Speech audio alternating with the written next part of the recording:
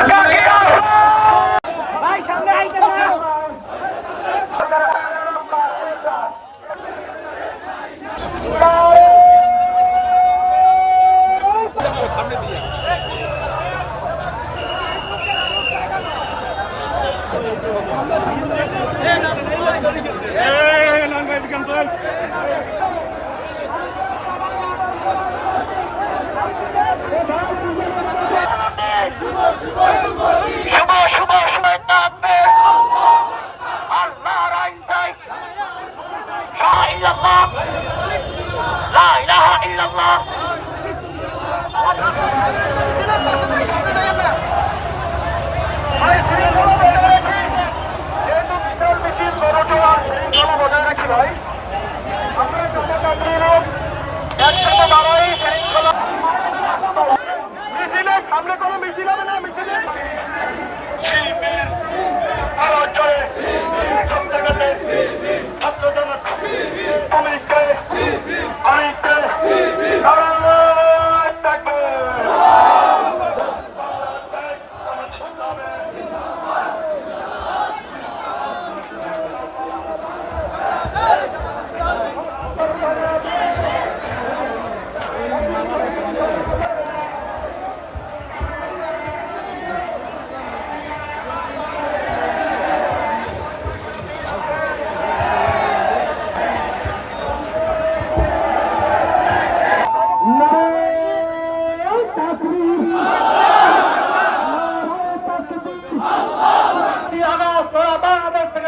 নিষিদ্ধ হয়ে গেছে প্রাণপ্রিয়বাসী বর্তমান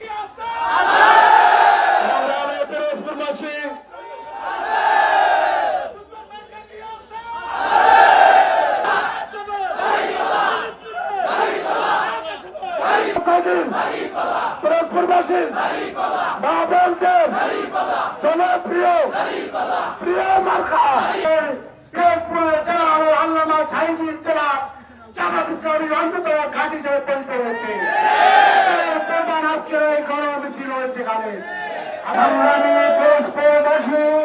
আমরা লক্ষ্য করেছি একটি বছর অতিবাহিত হওয়ার পরেও আমরা একটি স্থিতিশীল এবং বাস্তবমুখী দেশ আমরা গড়তে এখনো পারি নাই।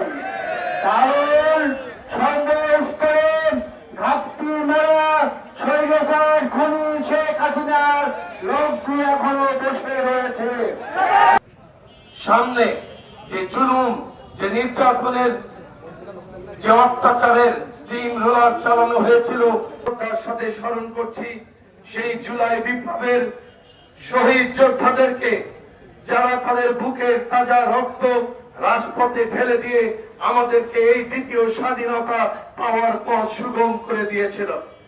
একই সাথে আমরা স্মরণ করছি আহত যোদ্ধাদেরকে, যাদের এখন অনেকেই হাসপাতালে কষ্টে দিন যাপন করছে, যারা বাড়িতে ফিরে গেছে কিন্তু অনেকের চোখ নেই, পা নেই, হাত নেই। আমরা সেই সমস্ত যোদ্ধাদেরকেও গভীর শ্রদ্ধার সাথে স্মরণ করছি।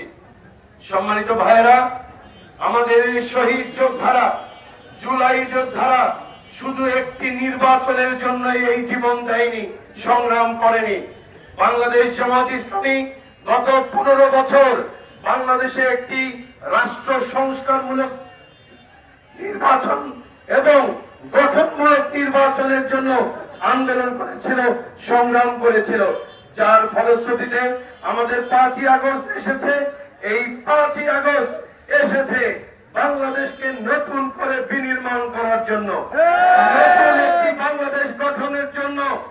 যারা এখনো বাংলাদেশকে সেই ভারতের তাবেদার করার চেষ্টা করছেন, যারা এখনো দলে দলে ষড়যন্ত্র করছেন, যারা এখনো মনে করছেন খুনি হাসিনা বর্ডার থেকে চট করে বাংলাদেশে ঢুকে পড়বেন, তারা বোকার স্বর্গে বাস করছে।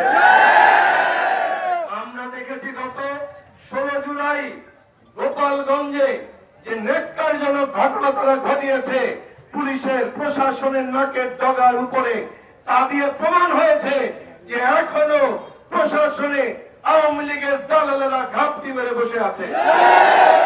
সুতরাং